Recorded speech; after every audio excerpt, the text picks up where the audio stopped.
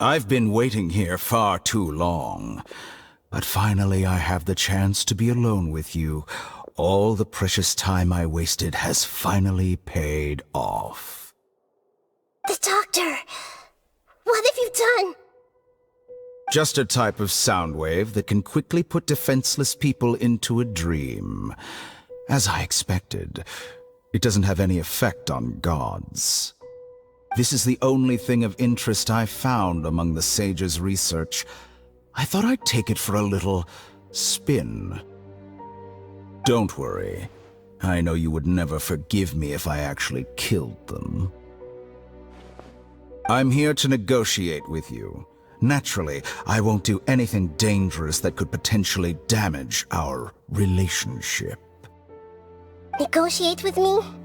I heard you had already left Sumeru. Why are you here again now? I left Sumeru, but I also stayed in Sumeru. Even the God of Wisdom is restricted by the habits of cognition. How disappointing. You mean there are many different versions of you in this world? An astute guess.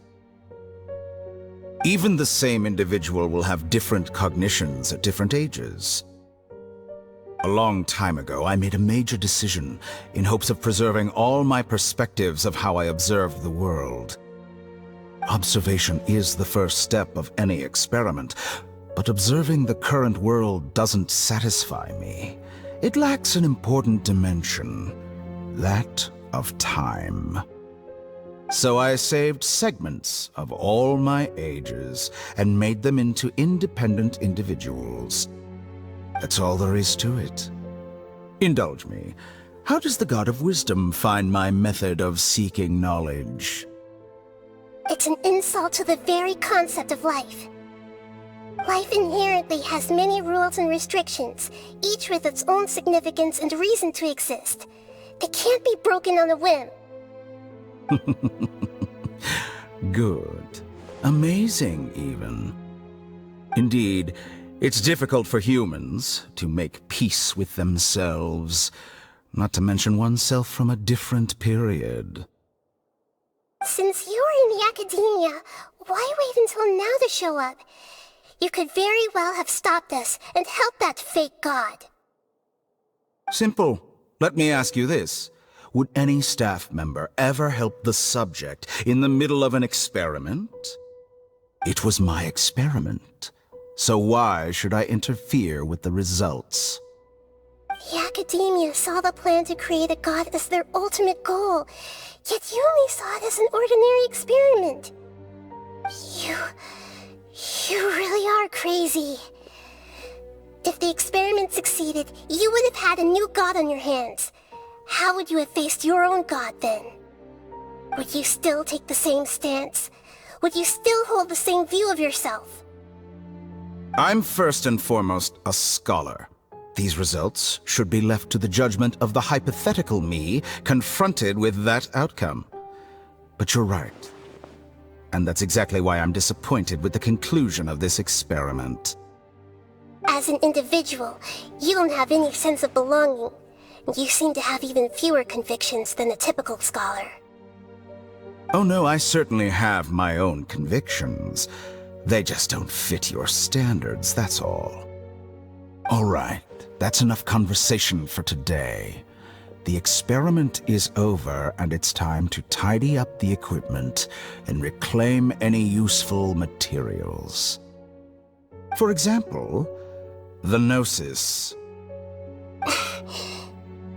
Lesser Lord Kusanali, you're an intelligent Archon. I'm sure you understand the disparity in our combat abilities at this time. Besides, you have no way to use that Electro-Gnosis in battle.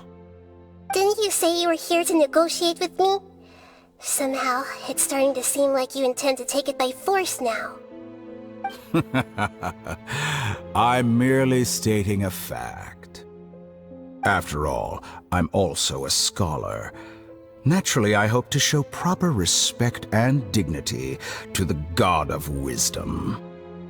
Your hypocrisy is built on absolute confidence. I understand your scheme, but What if I were to destroy the Gnosis now and awaken the heavenly principles? Awaken the heavenly principles? Do you think that's really possible? The heavenly principles have been silent for many years, but the Gnosis are symbols of their control over Tevat and all the laws. Will the destruction of a Gnosis attract the attention of the heavenly principles? And if so, how do the Fatui plan to deal with the consequences? Do you dare to gamble such a possibility with me? Gamble? How surprising. I thought you would show evidence or use rigorous reasoning to prove your point. The word gamble is the last thing I expected to hear from the god of wisdom. But this is a clever move. You must have seen through me when I first captured your consciousness. As a scholar, I respect all possibilities. This has always been my principle and is an essential trait as an experimenter. Indeed, I can't ignore this possibility. So tell me then, what are your conditions? This foreign Gnosis will only lead to disaster if it stays in Sumeru. But this Electro-Gnosis is the prize I obtained after defeating one of your fellow Harbingers. Now, as the one who initiated this cascade of events, shouldn't you pay the corresponding price? Price? Interesting. What price would you have me pay? How about erasing all your other segments? So this is how you wish to restrict me, the most threatening opponent of the Nation of Wisdom. What you request of me is like plucking out the eyes I have placed in the dimension of time. Segments are extraordinarily difficult to make. They require extremely rare resources and enormous amounts of time and effort. Requiring me to destroy them all here and now. Bravo. A suitably wise decision on your part. Yes, how very interesting. Can I assume that you have long been wary of me? Among all the versions of me, this segment you see now is the most selfish. If it weren't me, your idea wouldn't have worked. What did you see when you were imprisoned? You were observing me, and that's how you know I've long grown tired of their doubts and endless arguments. Like you said, it's difficult to make peace with yourself. Being as smart as you are, have you managed to do that? I see. If you think all those versions of me are worth a gnosis, then deal. You sure didn't hesitate much. Is the relationship between all the versions of you really that bad? I don't think there's any need to dwell on that. The surplus versions of me can be exchanged for a gnosis. Do you think anyone can offer themselves at a higher price? Besides, with my abilities, it's only a matter of time until I find better perspectives. Perhaps it's best to say, you're just temporarily ahead. But what I'd like to know is, how can you be sure that I've really erased them? I can see your remaining honesty.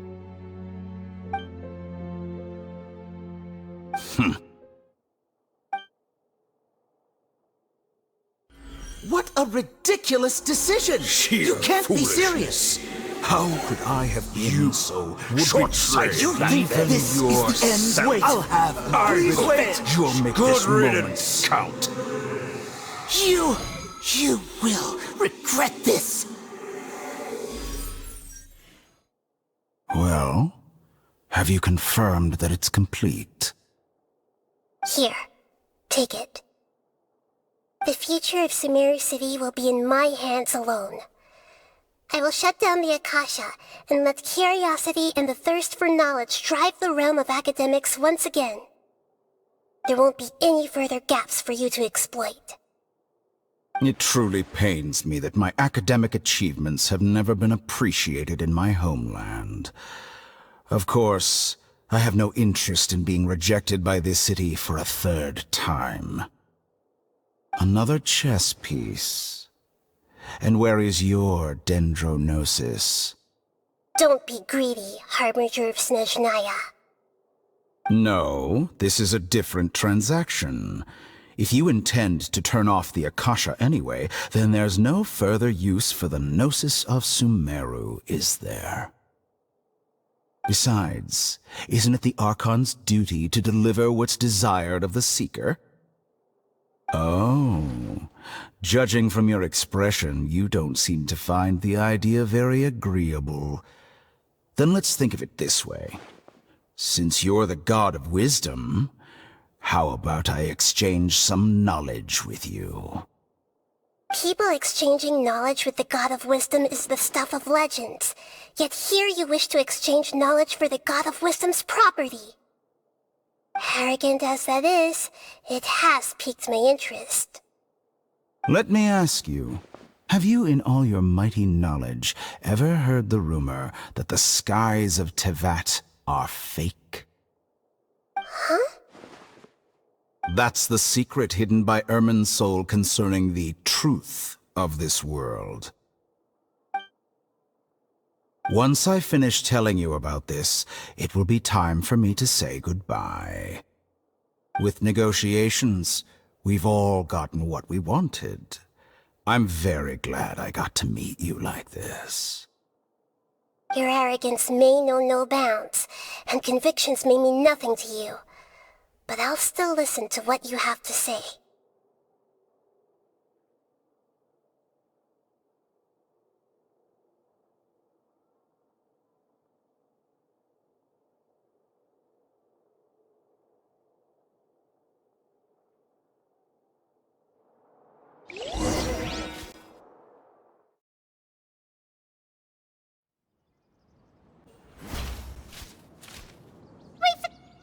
Together! Okay. Wake him up.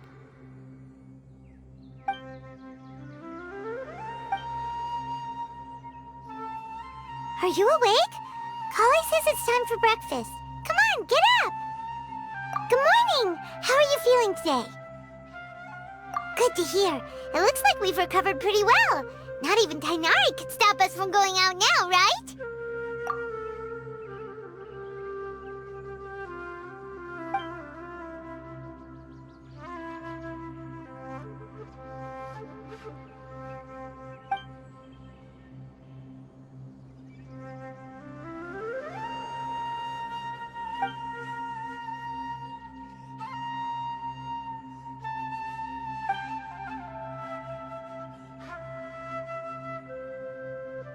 Come on, Traveler, let's go! Good morning! Looks like you're awake. Yep. I prepared some breakfast today. Please have a taste. I hope you'll like it. It's nice to have you here so we can eat something yummy. Well, now that I've recovered from Alizar, I'm feeling better than ever. I can even prepare 4 or 5 meals a day now. And Paimon bets they're all delicious.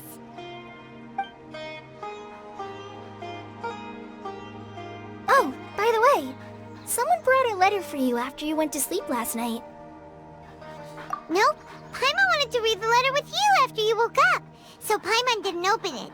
All right, let's read it now. Oh, it's from Milu. Ahem. We're going to hold a feast at the Grand Bazaar and celebrate Cyano's reinstatement as the General Mahamatra. As heroes of Sumeru, please be sure to attend. I'll wait for you. The date of the banquet is written on the back. It's in 2 days. Oh, I've also heard that you've become heroes here as well. That's amazing. Everyone's aware of your abilities. There's no need to be modest. Anyway, let's go to the Grand Bazaar to have a look. Oh, before you leave, Be sure to inform Master Tainari. Tainari!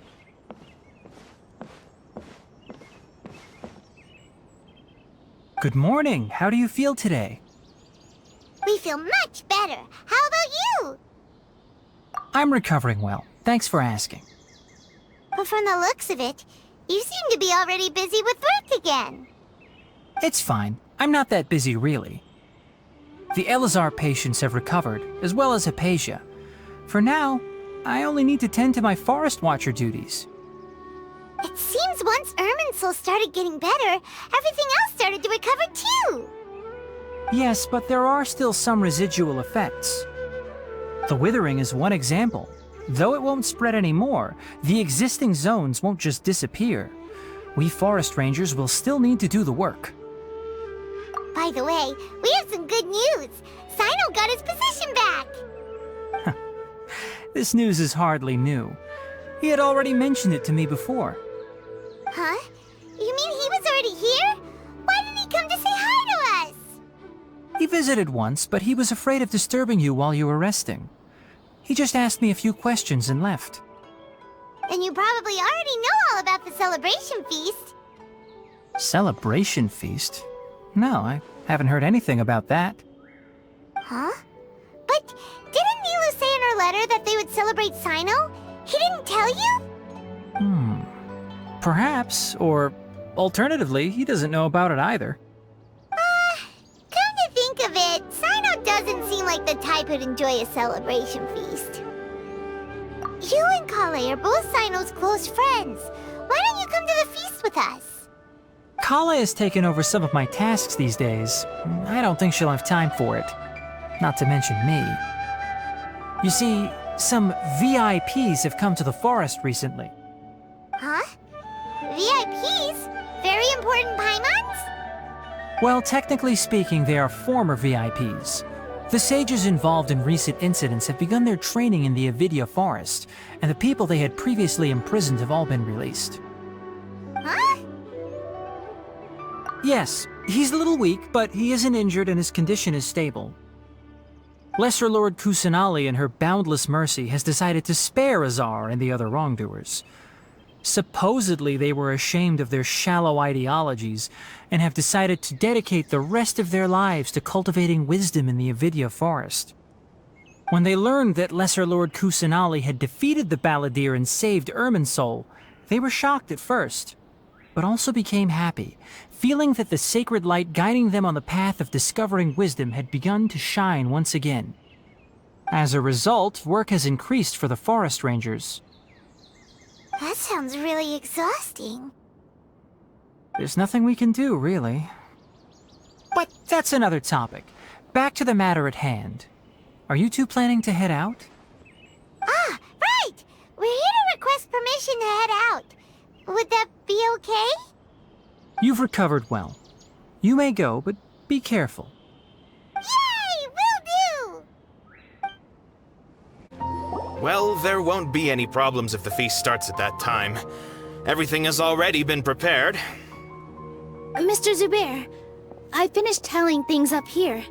Well, except for the guests. Is a simple reply really that much to ask of our guests? It's affecting our arrangements. Oh, it'll be fine. Besides, it never hurts to get things ready in advance. I was thinking the same thing. The feast will be held sooner or later, right? Hey, Nilu! Traveler, Paimon! We got your letters, so here we are! You're the best! The other guests haven't even replied yet. Huh? Are we the only ones that have arrived? Yeah, I had someone deliver letters to all of our guests. But maybe everyone is still busy with other things.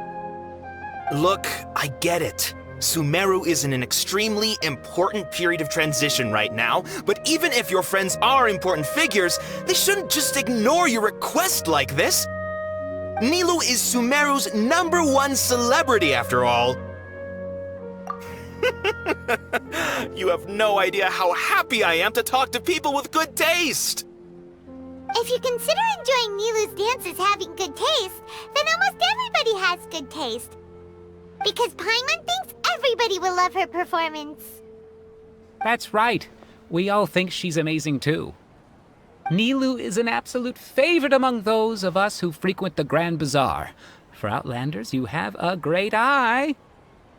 Master Zubair, let's have a vote for the most outstanding audience members next time.